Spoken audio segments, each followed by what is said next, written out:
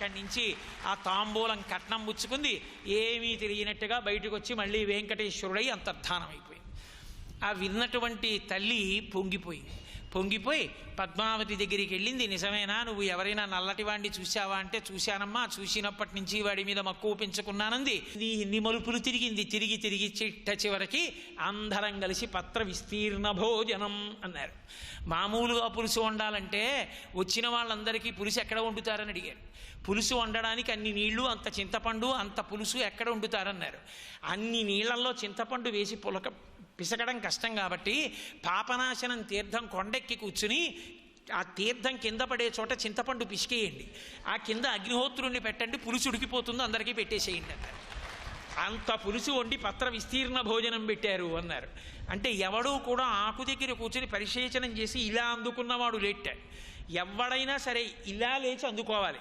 ఎందుకంటే బూరి ఆ చివరుంటే ఎంత ఆజానబాహు అయినా వాడికి ఆకు అందదు. ఆకు అంతవరకు ఉంటే అంత పెద్ద ఆకేస్తే అందులో భోజనం పెట్టాలి. కాశీయాత్ర కడితే అందరికీ భోజనం పళ్ళేలు ఇచ్చాం మేము. ఓ రోజున మా గోపాలకృష్ణ గారు అనౌన్స్మెంట్ చేశారు కాశీలో, ఇవాళ మీ పళ్ళేలు పెట్టుకోకండి, ఎందుకంటే మేము వండినవి మీకు సరిపోవు పళ్ళెంలో. ఇవాళ ద్వాదశి కాబట్టి 15 రకాల పదార్థాలు వండాం, అందుని 2 విస్తళ్ళు వేసి వడ్డిస్తున్నామని 2 అరిటాకులు వేసి వడ్డించారు. అలా పత్ర విస్తీర్ణ భోజనం పెట్టి అంత గొప్ప భోజనాలు పెట్టి పద్మావతి కళ్యాణం పూర్తయింది. అసలు ఆ కళ్యాణమే పెద్ద ఉత్సవం. శ్రీనివాస అవతార విశేషమునందు చాలా గొప్ప విశేషం ఏమిటంటే వెంకటేశ్వర స్వామి వారికి ఉన్నన్ని ఉత్సవాలు మీకు లోకంలో ఎక్కడా కనపడవు. అన్ని ఉత్సవాలే. అన్ని ఉత్సవాల్లో చాలా చమత్కారం ఏమిటో తెలుసా? మొగుడు పెళ్ళం దెబ్బలాడుకున్న ఉత్సవమే వాళ్ళకి. అదేమిటండి అంటారేమో, ప్రణయ కలహోత్సవము అని ఒక ఉత్సవం. మీరు ఎప్పుడైనా చూశారో లేదో నాకు తెలియదు. నేను వెంకటాచలంలో ఉత్సవం చూడడానికి ప్రత్యేకమైన తిరిగి వెళ్ళాను. ఒకసారి వెళ్ళి ఆ ప్రణయ కలహోత్సవం చూసి వచ్చి కాకినాడలో చేయించాం కూడా. అది పార్వేట ఉత్సవము అని ఆయన వేట కడితే అది ఉత్సవం. పార్వేట ఉత్సవం మీరు చూసి తీరాలి, చాలా గొప్పగా ఉంటుంది అది. పార్వేట ఉత్సవం, ప్రణయ కలహోత్సవం, ఇన్ని ఉత్సవాలు ఎందుకో తెలుసా అండి? అన్ని ఉత్సవాలు ఆయన సంబరం కోసం చేసుకునేవి కావు. 3 కారణముల చేత నేను కలియుగంలో ఇన్ని ఉత్సవాలు చేసుకుంటాను. నిత్యోత్సవ, వారోత్సవ, పక్షోత్సవ, మాసోత్సవ, సంవత్సరోత్సవ. అసలు వాటి లెక్క చెప్పడం కష్టం. అన్ని ఉత్సవాలు ఎంత చిత్రంగా ఉంటాయో. అసలు ఇంకా వెంకటాచలంలో చేసే వాటితో పాటు వైఖానస ఆగమంలో వెంకటేశ్వర స్వామి వారికి చెప్పబడిన ఉత్సవాలు వింటే మీరు తెల్లబోతారు. అన్నీ చిత్ర విచిత్రమైన ఉత్సవాలు ఉంటాయి. మేము కాకినాడలో వెంకటేశ్వర వైభవం చేసేటప్పుడు ఆ ఉత్సవాలు చేస్తూ ఉంటాం. అందులో ద్వాదశ ప్రదక్షిణోత్సవము అని ఒక ఉత్సవం. అందులో ఒకసారి యజమానులందరూ ప్రదక్షిణం చేసేటప్పుడు సంగీతంతో చేస్తారు, ఒకసారి నృత్యంతో చేస్తారు. అంటే ముందు నర్తకులు నృత్యం చేస్తుండగా వెళ్ళొస్తారు, స్వామికి నైవేద్యం జరుగుతుంది. ఒకసారి ఘంటానాదం జరుగుతుండగా, ఒకసారి వీణానాదం జరుగుతుండగా, చిట్ట చివరి ప్రదక్షిణం మౌన ప్రదక్షిణం. అన్ని వేల మంది ఉంటారు. చీమ చిటిక్కుమని కూడా అందం, నిశ్శబ్దం, ఎక్కడా మాట వినపడదు. ఇంతమంది ప్రదక్షిణం చేసి వచ్చి స్వామివారికి నైవేద్యం పెట్టి నీరాజనం ఇచ్చేటప్పుడు మళ్ళీ ఘంటానాదంతో మాట్లాడుకుంటారు. అప్పటి వరకు మాట్లాడరు. అంత నిశ్శబ్దంగా మౌన ప్రదక్షిణం ఆఖరి ప్రదక్షిణం. అలాగే కోలాటాలు వాటితో ఊరి వెలుపలికి తీసుకెళ్ళి ఒక ఉత్సవం. ఎన్ని ఉత్సవాలు! ప్రణయ కలహోత్సవం అని మీరు ఎప్పుడైనా చూశారో లేదో, చాలా చమత్కారంగా ఉంటుంది. శ్రీదేవి భూదేవి మధ్యలో స్వామివారు కూర్చుని ఉంటారు. అకస్మాత్తుగా స్వామివారు ఒక పల్లకి ఎక్కెళ్ళిపోతారు. అంటే ఏదో వాళ్ళు పాపం సరదాగా మాట్లాడుతూ ఏదో అని ఉంటారు. ఆయనకి కోపం వచ్చింది, చిరుకోపం. అదో సంతోషం దాంపత్యంలో. అంటే అస్తమానం అలా దెబ్బలాడుకుంటే బాగుండదు. షష్ఠిపూర్తి తర్వాత కూడాను పెళ్ళైన కొత్తల్లో దెబ్బలాడుకుని ఎవరు ముందు మాట్లాడతారని ఎదురు చూడడంలో అదొక తీపి, అదొక సంతోషం. స్వానుభవమున చెప్పు చవటలారా. కాబట్టి ఆయన మహానుభావుడు అకస్మాత్తుగా వెళ్ళిపోతాడు. శిబికనెక్కి వెళ్ళిపోయి అలా దూరంగా నించుంటాడు. అమ్మవార్లు ఇద్దరు 2 పల్లకీలు ఎక్కి ఇలా దగ్గరికి వస్తారు. ఇలా దగ్గరికి వచ్చి అయ్యవారి దగ్గరికి వస్తారు. ఆయన కోపంగా మళ్ళీ ఇలా వెళ్ళిపోతారు. మళ్ళీ వాళ్ళిద్దరూ దగ్గరికి వస్తారు. మళ్ళీ ఈయన వెళ్ళిపోతాడు. అప్పుడు అమ్మవార్లు ఇద్దరు అటు ఎదిరి నిలబడతారు, ఈయన ఇటు నిలబడతారు. ఆస్థాన పౌరాణికులు వస్తారు. ఒకనాడు కాకినాడలో ఆ పాత్ర పోషించే అదృష్టం కలిగింది నాకు. ఆస్థాన పౌరాణికులు వచ్చి స్వామివారి దగ్గరికి వెడతారు. స్వామి, అఖిలాండ కోటి బ్రహ్మాండ నాయకుడివి, మహాకారుణ్యమూర్తి, నీ శక్తి స్వరూపాలు, నిత్యానపాయని, నిన్ను విడిచిపెట్టని తల్లి ఎంత నొచ్చుకుంటోందో చూడు. ఎంత బుగ్గలు ఎర్రపడ్డాయో చూడు. ఏమి స్వామి అంత కోపం వచ్చింది మీకు? మీ కోపాన్ని ఆవిడ తట్టుకోగలదా? ఎంత బెంగ పెట్టుకుందో అని స్వామిని స్తోత్రం చేసి 4 మాటలు చెప్తారు. ఇటు వెళ్ళి అమ్మవారి దగ్గర స్తోత్రం చేసి 4 మాటలు చెప్తారు. ప్రసన్నుడైన వెంకటేశ్వరుడు ఇలా తిరిగి వచ్చి అమ్మవార్ల మధ్యలోకి వస్తాడు. అమ్మవార్లు ఇద్దరు చెరో పక్కకి వస్తారు. ఇప్పుడు ఈ ముగ్గురికి కలిపి నీరాజనం ఇస్తారు. నీరాజనం ఇచ్చి ఈ ముగ్గురు కలిసి సంతోషంగా వెనక్కి తిరిగి వెళ్ళిపోతుంటారు. వెళ్ళిపోతున్నప్పుడు వచ్చినప్పుడు పల్లకీలు ఎంత కోపంగా వస్తాయో వెళుతున్నప్పుడు అలా ఉండవు. ఎంతో సంతోషంగా ఇలా ఇలా కదులుతూ పెడతాయి. వెళ్ళి అన్నీ కలిపి 3 వెళ్ళి వేదిక మీద కూర్చుంటాయి. కూర్చున్న తర్వాత అప్పుడు అన్నమాచార్య కీర్తనలు వినిపిస్తారు. ప్రణయ కలహోత్సవం చేస్తుంటే, ప్రణయ కలహోత్సవం ఎందుకు చేస్తారో తెలుసా? గత జన్మలలో ఉండిపోయినటువంటి పాపము అనుభవంలోకి వచ్చి ఈ జన్మలో అస్తమానం భర్త విసుక్కోవడం, భార్య పక్కకి వెళ్ళి కళ్ళొత్తుకునేటటువంటి బాధ పొందకుండా ఉండాలంటే, ఇద్దరి మధ్య అన్యోన్యత పెరగాలి అంటే మహానుభావుడికి ప్రణయ కలహోత్సవం చేసి చూస్తారు. ఈశ్వరుడి ప్రణయ కలహోత్సవం చేస్తే మనకి ప్రణయ కలహం కూడా లేనంత అన్యోన్యత దాంపత్యంలో సిద్ధిస్తుంది అని. అలాగే వసంతోత్సవం స్వామివారికి మధ్యాహ్న కాలంలో చేస్తారు. అప్పుడు వసంతం ఆడతాడు. నేను మీకు బాగా అర్థమయ్యేటట్టు చెప్పాలి అంటే ప్రసన్నుడై జుబిలియంట్ మూడ్లో ఉంటాడు. అప్పుడు ఒక్కసారే చాలా ప్రసన్నుడై ఉంటాడు. వసంతం ఆడుకుంటాడు. ఆ వసంతాన్ని నూతన దంపతుల మీద చల్లిస్తారు. ప్రత్యేకించి కొత్తగా పెళ్ళైనటువంటి దంపతుల్ని వసంతోత్సవానికి తీసుకెళ్ళి కూర్చోపెట్టి ఈశ్వరుడు వసంతమాడిన జలాల్ని వాళ్ళ మీద చల్లిస్తే పుత్రపౌత్రాభివృద్ధిగా ఐశ్వర్యంతో వాళ్ళు వృద్ధిలోకి వస్తారు. చక్కగా వాళ్ళ మధ్య ఆనుకూల్యమైనటువంటి దాంపత్యం కలుగుతుంది. నా కూతురి పెళ్లికి ఇలా ముహూర్తం పెట్టగానే నేను చేసిన మొట్టమొదటి పని తిరుమల క్షేత్రానికి వసంతోత్సవం టికెట్ కోసం పంపించాను. ఆ రోజుల్లో నా అదృష్టం బాగుండి వచ్చింది టికెట్. పెళ్ళి అవగానే నా కూతుర్ని అల్లుణ్ణి తీసుకెళ్ళి నేను చేయించిన మొట్టమొదటి సేవ వెంకటేశ్వరుడి వసంతోత్సవం. ఆ వసంతోత్సవం నూతన దంపతుల మీద చల్లించి, అమ్మయ్య వసంతం పడిపోయింది, ఇక నా కూతురు అల్లుడి జీవితాన్ని స్వామి చూసుకుంటారు, ఇక నాకు బెంగ లేదని సంతోషంగా వచ్చా. నిజంగా మహానుభావుడు అలాగే చూస్తున్నాడు. వాళ్ళిద్దరూ హాయిగా సంతోషంగా అలాగే ఉన్నారు. కాబట్టి ఆయనకి ఇన్ని ఉత్సవాలు ఎందుకో తెలుసా అండి? సంవత్సరానికి ఒకసారి వసంతోత్సవం, అప్పుడు మామిడి పళ్ళతో పెడతారు. చాలా గమ్మత్తుగా ఉంటుంది. అష్టదళ పాద పద్మారాధనమని ఒక ఉత్సవం మహానుభావుడు ఒక మహమ్మదీయుడు చేయించాడు అంటారు. ఆ బంగారు కమలాల్ని ఆయన పాదముల మీద పెడుతున్నటువంటి ఆ అష్టదళ పాద పద్మారాధనాన్ని చూసిన వాళ్ళకి వెంటనే ఏదో శుభవార్త వినపడుతుంది. అంత శక్తివంతం అష్టదళ పాద పద్మారాధన సేవ. వెంకటేశ్వరుడే కలియుగంలో కించిత్ సేవ మీరు చేస్తే చాలు. అన్ని సేవలలోకి గొప్పదేమిటో తెలుసా? దానికి ఉత్సవము అని పేరు. అందుకే ఉత్సవాలు అంటారు. ఉత్సూతే హర్షం ఇది ఉత్సవ. మీరు మనసులో గొప్ప సంతోషాన్ని పొందడమే ఉత్సవం. మీరు వెంకటేశ్వర వైభవం వింటూ చాలా సంతోషాన్ని పొందారనుకోండి, మీరు ఉత్సవం చేశారు అని వేసుకుంటారు లెక్కలో. ఉత్సవం, సవం అంటేదే దుఃఖము, సంసారము. పైకెత్తుతుంది. వెంకటేశ్వర ఉత్సవాన్ని చూసినా చేసినా సంసార సముద్రము నుండి దంస్ట్రా మురరిపు వరాహస్య భవతి. ఆయన ఆదివరాహమూర్తి దంస్ట్రతో సంసారము నుండి పైకెత్తుతాడు. సవం. సవం అంటే యజ్ఞం. వెంకటేశ్వర స్వామి వారి కోసం ఆడినా పాడినా సంతోషించిన, పల్లకీ పట్టుకున్న, ఏ చిన్న సుప్రభాతం పాడినా మీరు మనసులో పొంగిపోయారనుకోండి ఆయన కోసం. తెల్లవారుదామున 5:30కి సుప్రభాతం పలకడం కోసం నేను గొప్పకి 10 మాటలు మా కాకినాడ అంటున్నానని మీరు అనుకోకండి. వెంకటేశ్వర వైభవోత్సవాల్లో తెల్లవారుజాము 4:30 గంటలకి సుప్రభాతం. ప్రధాన అర్చకులు ఇంటికి వెళ్ళి తీసుకొస్తాం. అర్చకుల్ని తీసుకొచ్చేటప్పుడు తెల్లవారుజామున 4:30, నేను 4:15కి మా ఇంటి నుంచి కారులో బయలుదేరితే ఏ వీధులు చూసినా కార్లు, ఆటోలు, స్కూటర్లు, ఆడవాళ్ళు పరుగులే.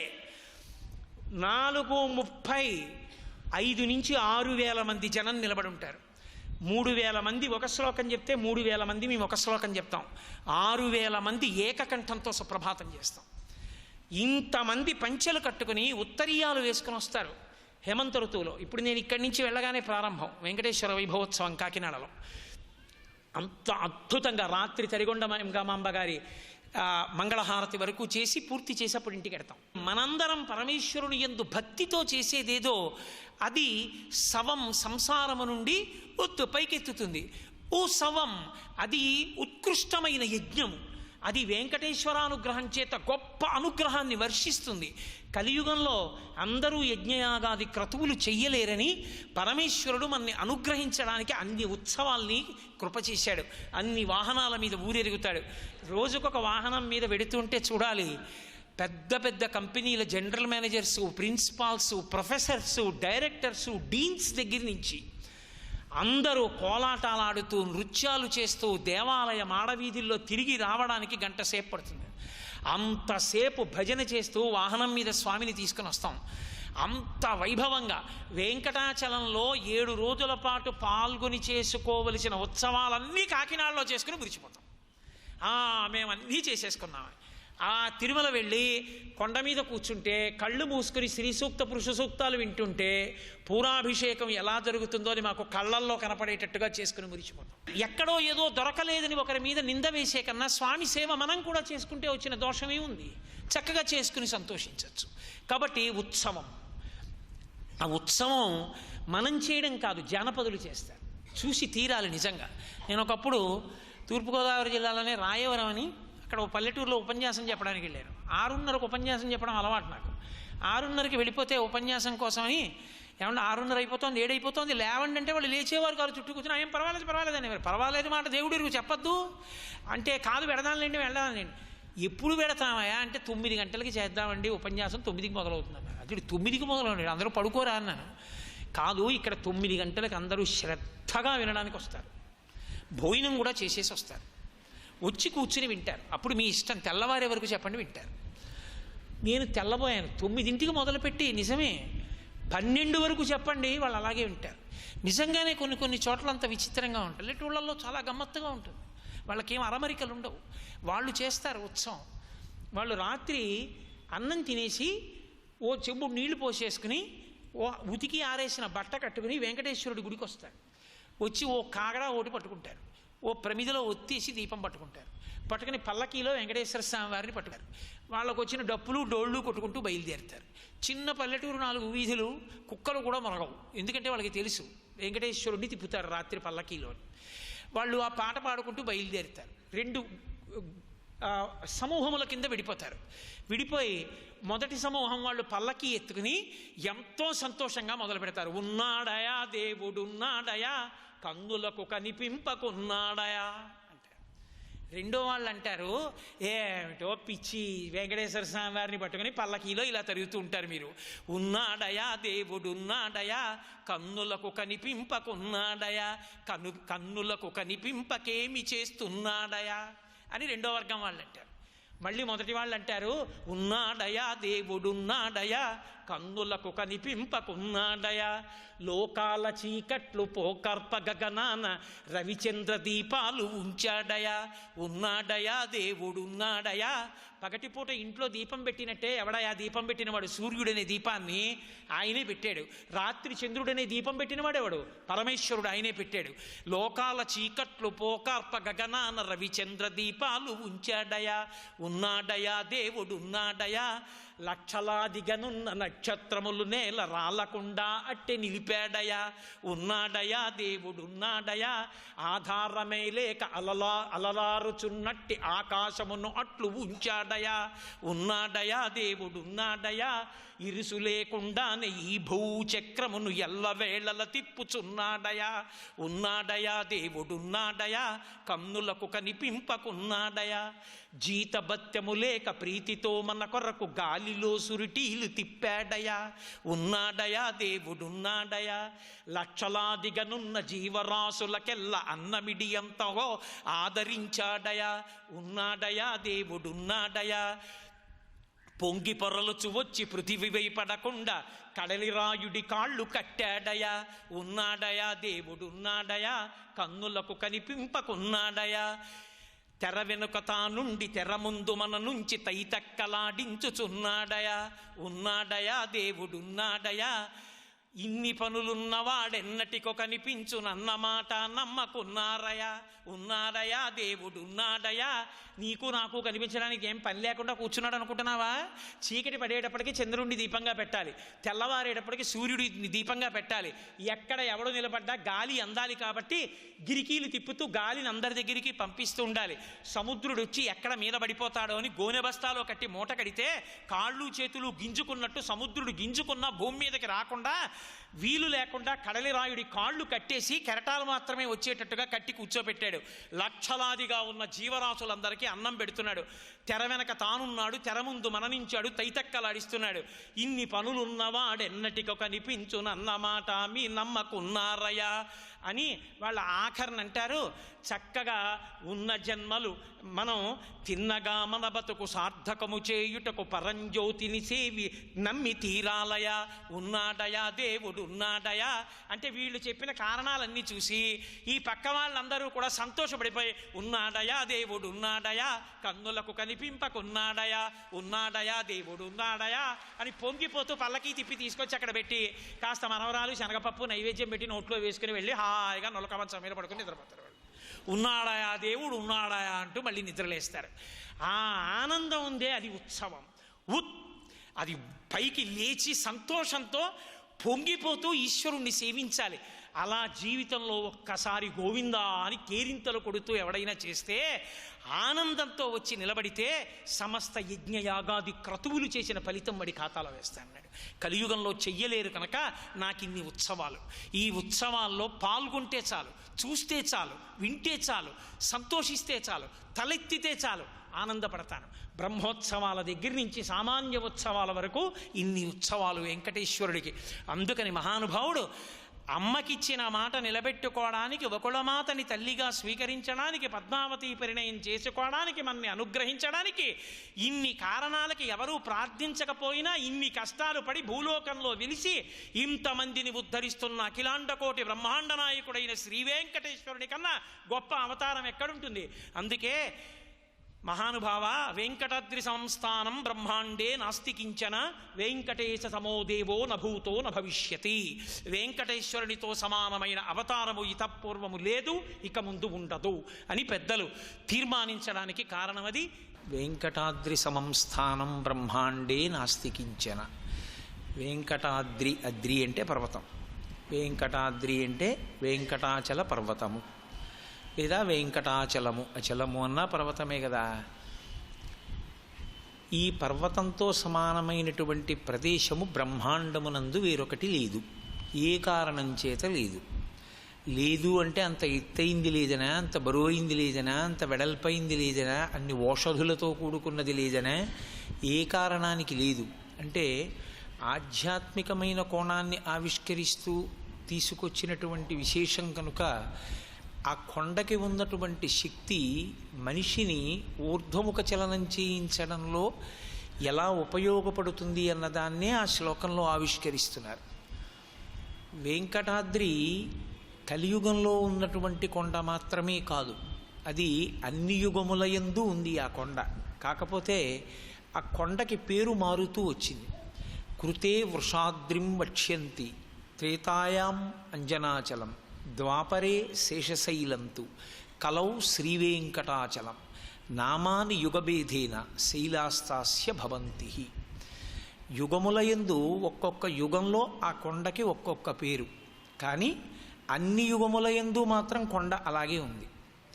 అలాగే ఉన్నటువంటి ఆ కొండకి అంత ప్రాశస్త్యం కలియుగంలో ప్రత్యేకించి రావడానికి కారణమేమి అంటే జనక మహారాజు గారు అడిగిన ప్రశ్నకి శతానందుల వారు సమాధానం చెప్తున్నారు భవిష్యోత్తర పురాణంలో. అందులో కృతయుగంలో అసలు ఆ పర్వతానికి వృషాద్రి అన్న పేరు ఏ కారణం చేత కలిగింది అంటే, వృషభాసురుడు అని ఒక రాక్షసుడు. రాక్షసులు కూడా ఈశ్వరారాధన చేస్తూ ఉంటారు, కానీ వాళ్ళ ఆరాధన ఉగ్రంగా ఉంటుంది. ఇలా ఎందుకు పూజ చేయడం అని అనిపిస్తుంది మనకి. అంత తమాషాగా ఉంటుంది వాళ్ళ పూజ. సంధ్యావందనం చేసేవాడు చక్కగా ఓ చోట కూర్చుని అర్ఘ్యం ఇస్తే చాలు, అంతేకాని బలం ఉంది కదా అని చెప్పి 10 చోట్లకు పరిగెత్తి అర్ఘ్యం ఇవ్వక్కర్లేదు. కానీ మీరు శ్రీరామాయణంలో చూస్తే వాలి 4 సముద్రాల దగ్గరికి వెళ్ళి అర్ఘ్యం ఇస్తూ ఉంటాడు. ఎందుకు అలా 4 సముద్రాల దగ్గరికి పరిగెత్తికి వెళ్ళి అర్ఘ్యం ఇవ్వడం ఎందుకు అంటే ఆయనకి ఒంట్లో బలం ఉంది. అర్ఘ్యం ఇవ్వడంలో కూడా బలం చూపిస్తూ ఉంటాడు. అర్ఘ్యం ఇచ్చేటప్పుడు బలం అక్కర్లేదు, అర్ఘ్యం ఇచ్చేటప్పుడు శ్రద్ధతో ఇచ్చేస్తే చాలు. అర్ఘ్యం ఇచ్చేవాడు ఎలా ఇవ్వాలి అని అడిగారు. దానికి వ్యాఖ్యానం ఉంది, సంధ్యావందన మంత్రములకు వ్యాఖ్యానం. బ్రహ్మాస్త్ర ప్రయోగం చేసేటటువంటి వాడు ఎంత శ్రద్ధాళువై బ్రహ్మాస్త్రాన్ని బాణం మీదకి అభిమంత్రిస్తాడో, చేతిలోకి తీసుకున్నటువంటి అర్ఘ్యజలాల్ని విడిచిపెట్టేటప్పుడు అంత శ్రద్ధాళువై గాయత్రీ మంత్ర సహితంగా విడిచిపెట్టాలి.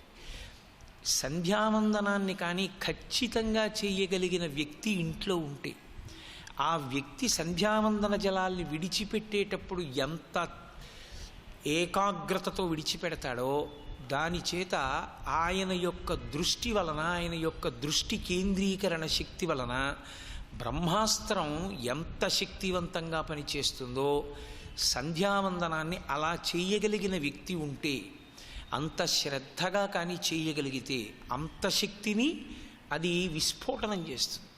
అందుకే అసలు సంధ్యావందనం కన్నా గొప్పది ఇంకొకటి లేదు. యజ్ఞోపవీతం ఉన్నవాడు సంధ్యావందనం చేయకపోతే అంతకన్నా ఘోరాతి ఘోరమైన విషయం లోకంలో ఇంకొకటి ఉండదు. సర్వం శ్రీ ఉమామహేశ్వర పరబ్రహ్మార్పణమస్తు. స్వస్తి.